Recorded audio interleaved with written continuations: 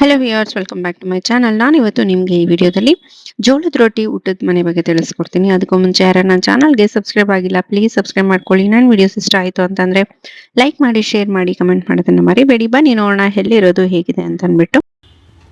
So ಇದಿರೋದು ವಿದ್ಯಾರಣ್ಯಪುರದಲ್ಲಿ. ನಾನು address ನಿಮಗೆ ಡಿಸ್ಕ್ರಿಪ್ಷನಲ್ಲಿ ಕೊಟ್ಟಿರ್ತೀನಿ. ಸೊ ನಾವಿವತ್ತು ಬಂದಿರೋದು ಜೋಳದ ರೊಟ್ಟಿ ಊಟದ ಮನೆಗೆ.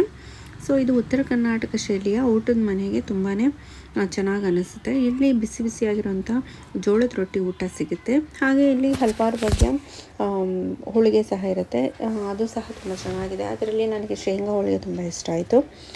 ನೀವು ಬೇಕಂದರೆ ಶೇಂಗಾ ಹೋಳಿಗೆ, ಕಾಯಿ ಹೋಳಿಗೆ ಮತ್ತು ಬೇಳೆ ಹೋಳಿಗೆ ಟ್ರೈ ಮಾಡಬಹುದು. ಇಲ್ಲಿ ಹಾಗೆ ಮಿರ್ಚಿ ಮತ್ತು ಟೀ ಒಳ್ಳೆ ಕಾಂಬಿನೇಷನು.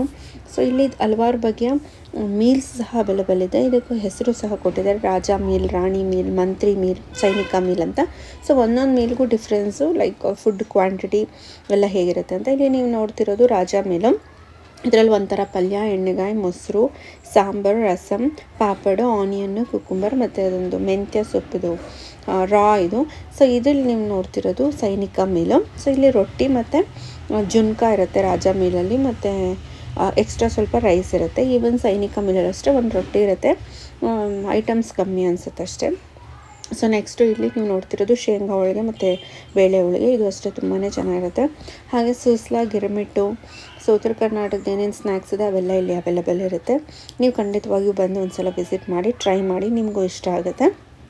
ಹಾಗೆ ಇಲ್ಲಿ ಒಳ್ಕಲ್ ಚಿತ್ರಾನ್ನ, ಹಾಗೆ ಮುಟ್ಗಿ, ರೊಟ್ಟಿ ಮುಟ್ಗಿ ಅಂತ ಇವಾಗ ತುಂಬ ಕಡೆ ನೋಡ್ತಿದ್ದೆ. ನಾನು ತುಂಬ ಟ್ರೈ ಮಾಡ್ಬೇಕು ಅನ್ಕೊತಾ ಇದ್ದೆ. ಹಾಗೆ ಜುನ್ಕ ಅಷ್ಟೇ ತುಂಬ ಚೆನ್ನಾಗಿತ್ತು, ಅದನ್ನು ಟ್ರೈ ಮಾಡಿದೆ.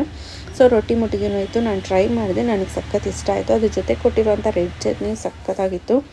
ಸೊ ನೀವು ಯಾರಾದರೂ ಉತ್ತರ ಕರ್ನಾಟಕದ ಫುಡ್ ಎಂಜಾಯ್ ಮಾಡಬೇಕು ಅಂತಂದರೆ ಖಂಡಿತವಾಗಿ ಈ ಪ್ಲೇಸ್ನ ವಿಸಿಟ್ ಮಾಡಿ.